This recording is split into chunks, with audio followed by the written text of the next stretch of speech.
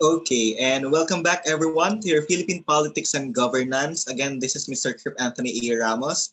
For this session, we'll be discussing about the evolution of Philippine politics and governance. Okay, so just like what we were able to discuss already, so as we all know, we already have the different concepts of Philippine politics and governance. So alam natin kung paano tumatakbo ang gobyerno ngayon, no? We were able already to discuss kung ano nga ba yung meron at nilalaman kapag sinabing politics, pag sinabing governance, at pag sinabing government. But the real question as of the moment would be, saan nga ba ito nanggaling? Or yung concept sa diniscuss natin, saan ba ito nagmumula at ano ba yung pinaghugutan natin dito? So that would actually be answered by our session definitely for this session. So first, let's go ahead and take a look into the pre-Spanish government. Ano ba ang nangyari before tayo ma-colonize ng mga Spaniards or those referred to as mga Kastila? So definitely class, before the coming of the Spaniards in the Philippines, so definitely the early people already had a government. So class, unlike to your popular belief that they were saying that the Philippines doesn't have any traces ng pagiging ng pagiging sibilisado, definitely class, even before the Spanish came or the Spaniards came here in the Philippines, definitely we already have a government, no? So maling isipin na hindi tayo sibilisado that time simply because we have a government even though na hindi pa tayo nako-colonize, and that government was actually called Balangay. So class, to give you an insight about Balangay, Balangay class is actually, ito ay isang isang barko, no? At dahil nung time ng mga ng mga ninuno natin before dumating yung mga Kastila, no, mahilig sila maglayag. And that Balangay is actually a big boat. And that big boat class was actually being populated by several Filipinos during that time. Okay? And it was actually being ruled and headed by a Datu or Raha. So again, class, if we're talking about Balangay, the person, okay, leading that Balangay would be called a Datu or Raha. So you might ask, sir, gaano siya makapangyarihan during that time? That time class, definitely all of the powers, yung tagagawa ng batas, tagapagpatubad ng batas, at taga-interpret ng batas, all of these are being exercised by that Datu or Raha. So meaning, during that time, he was actually the most powerful person in that unit. Okay? So again, the Datu or Raha is powerful simply because he exercises all of the powers of the government during that time. Okay? So now, what happened when the Spaniards came here in the Philippines? So definitely under this period class, the national or central government was already introduced into the Philippines, okay? In which there is actually a high official who will be leading the country, and that highest official would be the Spanish Governor General. So that Spanish Governor General class is being appointed by the King of Spain. It is similar to an ambassador. Okay? So it's simply because we are a colony. So since we are a colony class, okay, the King of Spain necessarily or definitely will not be able to govern all of the subjects, most especially those colonies. Okay? Hindi niya kayang puntahan isa-isa. And that is actually the reason why the King of Spain is delegating, okay, an ambassador-like or ambassador type, parang ambassador, no? In which that ambassador, no, or ambassador type person would be leading the colony. And that person that I was referring was actually the Spanish Governor General. So class, to give you an insight, the Spanish Governor General during the Spanish rule would be the highest official who is residing here in our country. He is actually the reason bakit merong mga polisiya or merong mga rules na dapat sundin yung mga Pilipino. Again, that's the Spanish Governor General. And one of the powers vested to that Spanish Governor General would be called as the complace, in which he will actually have the idea what are the policies that need to be done or which need to be pursued. Okay? So, halimbawa, kung nilatagan siya ng mga polisiya dyan, or say for example, sir, baka gusto niyo po na bawal yung mga Pilipino na bumoto. Definitely, it would be the Spanish Governor General who will say yes or who will say no. Okay? And that is under his complacent power. Okay? So below the national or central government were the local government units like the provinces, the towns, and the barangay. So class, during that time, it was actually the introduction to local government. Kung bakit meron tayong mga probinsya, meron tayong bayan, meron tayong mga barangay, meron tayong mga munisipyo, it's simply because of the Spaniards. They actually introduced the structure of the government in which we have a central government, just like what we have today, the national government, headed by the president, okay? And below it, there are local government units in which the power is being decentralized to those units, just like the provinces, the towns, and the barangays. Okay? So, and looking into that different local government units, we also had the idea, bakit natin tinatawag yung mga head ngayon ng mga LGUs, it is also because of the Spaniards. Okay? Let's take a look into the different leaders of local government units or LGUs. So looking to the provinces, or also called as the alcaldias, definitely it is being ruled by alcalde mayor.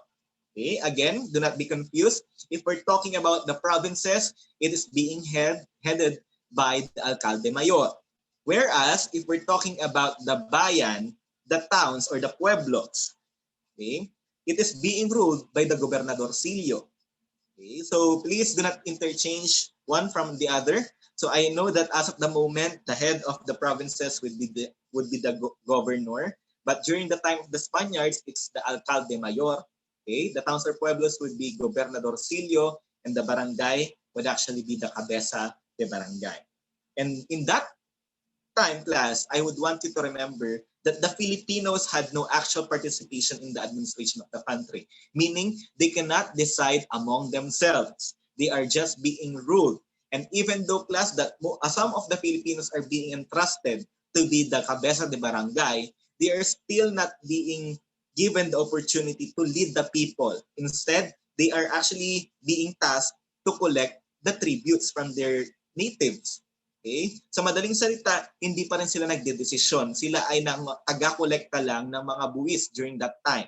Okay? So as we all know, and just like what we've discussed in our topic power, definitely you will only be able to exercise your authority if you can decide. And in this sense, definitely the Filipinos had no actual participation simply because they cannot decide among themselves.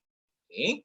So let's go now and take a look into the revolutionary government established by General Emilio Aguinaldo. So looking into the revolutionary government of Emilio Aguinaldo, that has actually been a dictatorial government in which he is actually being the one na nasusunod lang. Okay? Dictatorial nga meaning taga-dikta siya. So General Emilio Aguinaldo is the one dictating what needs to be done in that government. Okay? So in terms of accomplishment, definitely, okay, the proclamation of Philippine independence was actually its greatest accomplishment. No? Pinakita natin sa buong mundo during that time that we can actually have an independence. No? And that was on June 12, 1898. Also, class, no, looking into the relevance of it, okay, definitely sobrang halaga nito. Bakit? So that is actually already a proclamation and also an announcement na kaya natin pamunuan yung bawat isa. Kaya natin kontrolin yung tao natin. However, let me give you an insight during that time. Even though that we already proclaimed our independence, definitely all of the countries are not buying it. No? Hindi nila ito ina-acknowledge. They are not acknowledging the fact that we are independent. That is why the Philippine government or the revolutionary government of General Emilio Aguinaldo tried its best, okay, to talk with different countries na kaya na nga natin, na tayo ay hindi under ng Spaniard. So they struggled for independence and also for the acknowledgement of other countries up until January 23, 1899. Okay? So that would actually be the time wherein other countries already recognize our sovereignty. And as we all know, sovereignty would be one of the elements of the state. So meaning, hindi natin masasabing state ng Pilipinas without that sovereignty. So again, okay, other countries already recognize as being an independent country on January 23, 1899. Okay? So, class, after the Spaniards came here, we all know that we also have the Americans. Okay? Initially, Americans established a military government in the Philippines. Yet, the Filipinos did not recognize its sovereignty over them. That even though that the Americans already came here in the Philippines saying na meron kayong gobyerno, ito yung gobyerno natin, pinamumunuan ng mga Amerikano, definitely the Filipinos did not recognize them. Okay? Hindi nila yung military government established by the Americans. Okay, so sir, question, what is a military government? This is actually similar to martial law in which it is being headed by the military. Okay, so as we all know, since it's a military government and I've mentioned that it's being headed by a person, member of the military, the American military governor definitely is the one who headed the government during that time, in which he is exercising the powers of the government, be it executive, the legislative, or even judicial powers. Okay? So, if you will ask me ano pinagkaiba nito sa civil government, definitely mas marahas kapag military government because as a military person, no, ang thinking nitong mga head ng government in a military government is actually to suppress, okay, yung mga humihindi, no? And that is why abuses came during that time. However, on July 4, 1901, by the virtue of the Spooner Amendment, definitely the military government has been changed into a civil government. Meaning, hindi na military person ang namumuno nung time na ito. It is already a civilian. Okay? It is also the reason, no, why in Article 2 of our 1987 Constitution, sinasabi doon that we are actually under a civil government, no, na civilian dapat ang mananaig over the military. Okay? So meaning dapat ang mamumuno sa atin ay hindi military person, instead definitely kailangan isang civilian din. Okay?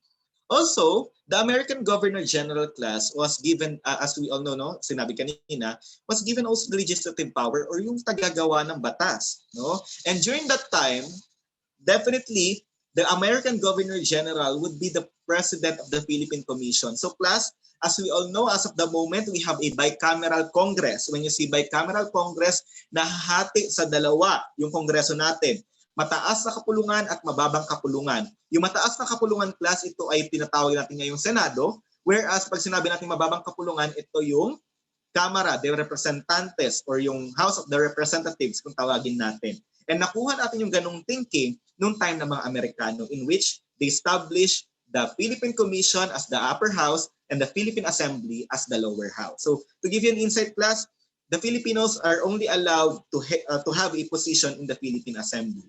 Okay? So also it has been said that in 1916, by the virtue of the Jones Law, the Philippine legislature was also established. Okay? So what was the Commonwealth government? So class, the Tidings-McDuffie Law in 1934 established the Commonwealth government of the Philippines. And this is actually the period or the time wherein, no, sinasabi ng mga Amerikano, yes, we will definitely give you freedom. You will definitely have your sovereignty. But before you have your sovereignty, give us 10 years in order for us to lead you. No? Kasi iniisip ng mga Amerikano that time na kakayanin ng Pilipinas, pero kailangan muna nila ng guide. And in order for them to succeed in being independent, definitely they will need to have a transition period. And that is actually the reason bakit kahit nasakop tayo ng mga Amerikano, medyo malapit tayo sa kanila. No? So it's actually under Tidings-McDuffie Law. As we all know in our Philippine history, way back in our in our younger years sa eskwela and sa basic education. So again class, ito rin yung time kung bakit sinasabi na merong benevolent assimilation, no, or yung panahon na kung saan sinakop tayo simply because merong pakialam daw sa ating mga Amerikano, no, and that is actually the reason. And since we are giving, no, the opportunity for us to transcend from actually being a colony into a an independent country, on September 12, 1935, the first national elections were actually held in the Philippines. Okay, so let's go ahead now and take a look into the Japanese rule. So a military rule has been established in the Philippines on January 3, 1943. And in that period, definitely there was a Philippine Executive Commission that has been called, in which It had both legislative and executive powers, and all of the actions were subjected to the approval of the highest Japanese official in the country. This is actually the main reason bakit meron tayong presidenteng tinatawag na puppet president, no, na bakit daw kailangan pang kumuha ng approval? And it's simply because we're still under the Japanese rule. Okay?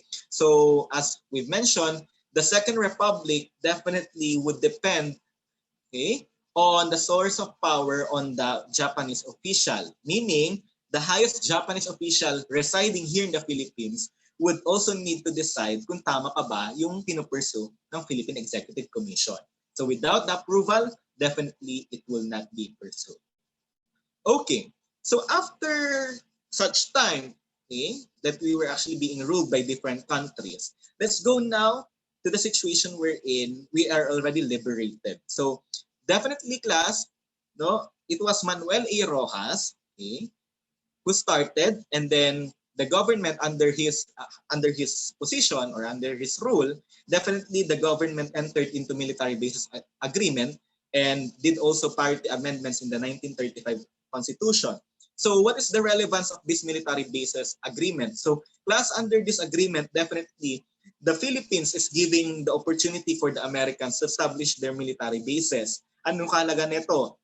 Kasi iniisip dati ni President Rojas that we will be still needing the help of the Americans as to defending our territories. Okay? That is why those military bases, for your information, class, no, hindi mo pwedeng kasuhan yung isang tao, or say for example yung mga Amerikano, say for example doon sa Subic, hindi mo sila pwedeng kasuhan kapag nasa military base sila ng mga batas sa Pilipinas, because under military bases agreement, pupunta yung mga Amerikano pero batas pa rin ng Amerika ang masusunod in that sense.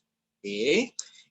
Next, Elpidio Quirino. Plus, Elpidio Quirino is actually the first law school dean of Adamson University. No? So, Elpidio Quirino, definitely, the economic reconstruction, the restoration of people's trust was actually enabled during his time. He also created rural banks. In class, this is quite relevant and this is important, okay, for those folks na nasa probinsya. Why? Because of course, kung walang rural banks, no, walang circulation ng pera magaganap. No? At kung walang circulation ng pera magaganap, definitely the economy would be down. Okay? So definitely help those folks, the provinces. So that's Elpidio Quirino. All right, let's go ahead now and take a look into another president. He was Ramon Magsaysay. Definitely, Ramon Magsaysay would be called the most popular leader during his time. And actually, no, during that time naman, hanggang ngayon, if you will be going back to his biography, definitely it will say that Ramon Magsaysay was the first president who focused on development of barrios. Bakit daw siya nag-focus sa barrios? Because he was actually the first president, no, na kayang bumaba sa mga baryo na tinatawag. Ito yung mga liblib na barangay, no? And pag sinabi natin baryo, this is actually in the provinces. And he was actually the president na bumaba doon sa mga local government units na yon. Okay? So that was Ramon Magsaysay. Next, Carlos P. Garcia. Under Carlos P. Garcia's term, class, there was a Filipino first policy. And that in that policy, it was stating that in order for us to have an economy na malago, no, at matatag, definitely ang kailangan nating i-pursue ay yung mga Filipino products. That is why, no, sinarado natin yung ekonomiya that time. No? Ang produktong Pilipino, dapat yun yung mapaprioritize. We will only get imported products if walang-wala na talaga. Pero for as long as there would be products na sinasabi natin na na gawang Pilipino, yun muna ang kailangan maubos, yun muna ang kailangang bilhin. Okay? Also, he implemented the cultural revival and economic nationalism. This is actually similar to what is Vietnam doing right now, what Vietnam is doing right now. No? So they are closing the economy, they are prioritizing Vietnamese products. So definitely, it was also the strategy of Carlos P. Garcia in order for us to revive our culture and even our economy. Next, Diosdado Macapagal. Diosdado Macapagal class actually focused Diosdado Macapagal focused his administration to the socio-economic programs. That is why the Land Bank of the Philippines was also established during his term. So class, the relevance of Land Bank of the Philippines, definitely, this if you will go and if you will apply to different government agencies or offices later on, it is the official bank of the government. Okay, dito sila kumukuha ng pera, dito sila nagpapasahod, no? And it's one of the socio-economic program of Diosdado Macapagal. Next, Ferdinand Marcos. Class, Ferdinand Marcos, as we all know, was the longest serving president, no? 21 years, and it's simply because he changed the constitution right before the end of his term. Okay? So class, no, maraming issue ang napukol kay Ferdinand Marcos, kay Ginoong Marcos nung time niya. It's simply because no, there were actually different human rights abuses, no? Merong mga issue ng katiwalian at may issue ng korupsyon, no? And to give you an insight class, you might actually contest me and you might actually ask a question, sir, are there any basis for saying na nagnakaw sila? Yes, there are bases, okay, or bases. So definitely, if you will go back to the case of Sandigan Bayan versus Court of Appeals in 2003, it has been ruled na kailangan daw ibalik ng pamilya Marcos yung tinatawag na ill-gotten wealth. At as we all know, walang ibabalik kung walang ninakaw. And if you will also go to the Guinness Book of World Records, definitely si Ferdinand Marcos ay nandun din para sa at siya yung sinasabi na na magnanakaw, pinakamaraming nanakaw daw sa pondo ng kanyang sariling bansa. No, you might want to check that, okay, in Guinness Book of World Records. So you might answer, sir, no, tama po ba na marami na paggawa si Ferdinand Marcos, no, nung time niya, just like the San Juanico Bridge, the Bataan Nuclear Power Plant? So marami po ba siya napagawa? Definitely, no. So bakit? Of course, in that 21 years, no, even though that you combined 3 presidents of our time, definitely mas marami pa rin siyang panahon or taon. So definitely nangyari talaga siya, no? But to give you an insight class, no, during the time of Ferdinand Marcos, yes, you are correct, no, San Juanico Bridge has been built, no, LRT has been built, but during that time, no, it was also the time wherein nagsimula tayong mangutang. Okay, as simulang bumagsak ang ekonomiya. I will be sending you in your individual emails, okay, some of the projections, if I may, later on, no, but to give you an insight, it was during the term of Ferdinand Marcos in which our economy started, okay, to go down. Okay, it started around 1982, no, up until yung dulo na nung kanyang termino. So what happened during Ferdinand Marcos's term? So definitely, class, he changed the constitution. Okay, 1973 constitution was ratified, and after ratifying that constitution, the Philippine Congress has been abolished. Okay? Walang kongreso during that time, meaning ang tagagawa at taga-exercise ng legislative power would definitely the president as well. Okay? So during that time, definitely makapangyarihan ng presidente. No? So it's simply because we don't have the checks and balance, the principles of checks and balance in which kaya meron branches ng government. It's simply because no, gusto nating i-check kung mayroong bang ginagawa yung executive na masama or may ginagawa ba yung legislative na masama. So definitely they will be checking into each other. But during the time of Ferdinand Marcos, it has been suspended and the Congress has been abolished. Okay? Let's go now to Corazon C. Aquino. So class, Corazon C. Aquino was actually the president in which no, nagkaroon ng people power noon at siya yung nag-head. She was actually the president in which niluklok ng tao for the position. So also, she restored the presidential form of government and of the bicameral Congress. Ibinalik niya yon. And also, she instituted a system of check and balance in the government. So class, you might also ask, sir, you're being biased as to this. No? So I'm not saying na naging perfect na president si President Corazon Aquino. Okay? Because even also during her time, mahirap din pa rin ang Pilipinas coming from a downfall, no, nung martial law na ang taas-taas ng bilihin, no, simply because nangutang tayo. So definitely she bared the consequences of those actions of the government for the past years, no. But again, there were also some issues na naglack ang Aquino administration. Let me give you some. No? So, nung time na ito, nagkaroon ng issue tungkol sa pagpapalaya daw ng mga rebelding grupo, kagaya daw ng NPA. No, noong time na rin na ito, nagkaroon ng pinakamaraming kudetas. When you say kudetas class, this is actually being done by the rebels. Gusto nilang patalsikin ang isang presidente using the violent means. No? And one of those 9 kudetas na inattempt kay Corazon Aquino, yun din yung time na kung saan nabaril yung magiging presidente niyang anak, no, later on. So also class, meron ding issue dito tungkol sa nepotism, no, na naghahalal daw ng mga tao na malapit, no, kay Corazon Aquino. And also she was also being criticized for Mendiola massacre. Nagkaroon din daw ng massacre noong time na yon na kung saan maraming mga namatay na magsasaka sa harap ng Mendiola. And that is actually near Malacanang. So that was Corazon C. Aquino. Fidel Ramos class would actually be the president who restored economic growth and stability in the country even during the Asian financial crisis in 1997. Now, compared to other countries class, sinasabi nila na nung time ni Fidel Ramos, definitely hindi natin ganun naramdaman compared sa ibang countries sa Asia.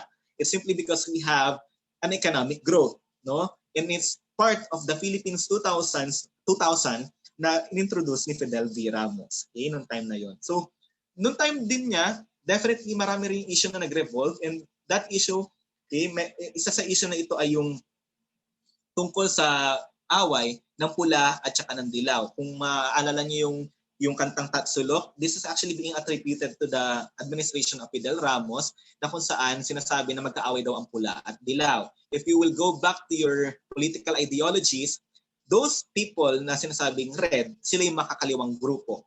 Those groups na naniniwala sa socialism, sa communism, definitely they are the reds. Yung dilaw, class, ito yung mga tao na tinatawag natin na nasa right side ng spectrum. Ito yung mga tao na naniniwala sa liberalism. Okay, so gusto nila yung status quo as of the moment. So definitely, noong time na yun, nagkaroon din ng matinding mga massacre that time simply because of the away ng pula at saka ng dilaw. Okay, so that's Fidel V. Ramos. Let's go now to Joseph Estrada. He was among the Magnificent 12 who voted to terminate the agreement that allows for US control of Clark Air Base and Subic Naval Base. Also class, medyo naging maikli ang panunungkulan ni Joseph Estrada or ni ERAP. It's simply because he resigned from the position. Unlike the popular belief class ng mga tao, hindi siya inimpeach, siya ay nag-resign simply because of the People Power Revolution 2. And dahil nag-resign siya, so definitely class, napalitan siya ng kanyang vice presidente during that time. Okay? And as we all know class, definitely si Joseph Estrada ay kinasuhan ng plunder during his time simply because iniisip nila at sinasabi nila during that time na meron siya mga ill-gotten wealth then. Okay? That's why nagkaroon ng people power too. So as I've mentioned, since Joseph Estrada resigned, he was replaced by the then Vice President Gloria Macapagal Arroyo. So Gloria Macapagal Arroyo was the president in which the peso became the best performing currency of the year in Asia in 2007. So class, to give you an insight, pumalo ng 42 pesos ang palitan ng dolyar at ng piso. So class, let me correct you kung hindi pa nako-correct yung inyong pananaw. Pag sinabing mababa yung dolyar, or say for example, yung palitan ng peso at saka dollar, say for example, it's 48 pesos, mataas, compared sa 42 ng time ni Gloria. Plus, pag sinabing mataas, yung palitan, definitely mababa yung ekonomiya. Kaya wag kayong magiging masaya kapag mataas ang value ng dollar. So again, class, during her time, definitely best performing currency nung time na yon sa Asia, noong 2007, yung Pilipinas just because of Gloria Macapagal Arroyo's administration. Okay? So class, if you will ask me, ano yung mga issues na nag-struck sa administrasyong Arroyo, definitely nandiyan yung unang-una, yung Hello Garci tape, in which nung tinry niya tumakbo ulit ng pagka-presidente noong 2004, definitely tinawagan niya si Commissioner Garciliano asking for the security of her vote sa Mindanao. Okay? At naging isang malaking issue ito, at dahil naging malaking issue ito, nagkaroon din siya ng public address na kung saan sinabi niyang I am sorry. That is Gloria Macapagal Arroyo. So, plus during her time also definitely nung time ni GMA, sobrang laki or sobrang issue ng corruption during her time. And since ito ay tungkol sa corruption, isang presidential candidate, no, by the name of Noynoy Aquino or Benigno Aquino III, na nagsabi ng kung walang korap, walang mahirap, was able to win the elections. No? So Noynoy Aquino is actually a son of former President Corazon Aquino, and during his term, definitely he oversaw 7.1% growth of the Philippine economy in 2012, and he was also the one who initiated the K-12 education in the Philippines. That is why you have grade 11 or grade 12. So definitely, class, no, this K-12 you might say na negative siya, but to give you an insight about the purpose of this K-12 policy, it is in order for us to produce graduates who are actually at par with the best in terms of international competency. No? Because if you will look into different countries, Pilipinas na lamang sa sa mga karapit nating bansa ang nasa lang hanggang grade 10 lang or junior high school that time. So definitely by including 2 years, no, ini-speculate at iniisip at ini-expect na yung inyong mga competencies ay they are already enough and they are at par to those graduates ng ibang bansa. Okay? So if you will also be asking about the issues that has been struck or that has struck the Aquino or Noynoy Aquino's administration, definitely nandyan yung issue ng Yolanda and yung sa SAP 44. Okay? So basically, I did not include yet the accomplishments of Rodrigo Duterte because his term is not yet finished. Okay, so that's it for the evolution of Philippine politics and governance. Let me thank you again for watching this session, and I hope to see you on the upcoming sessions that we still have.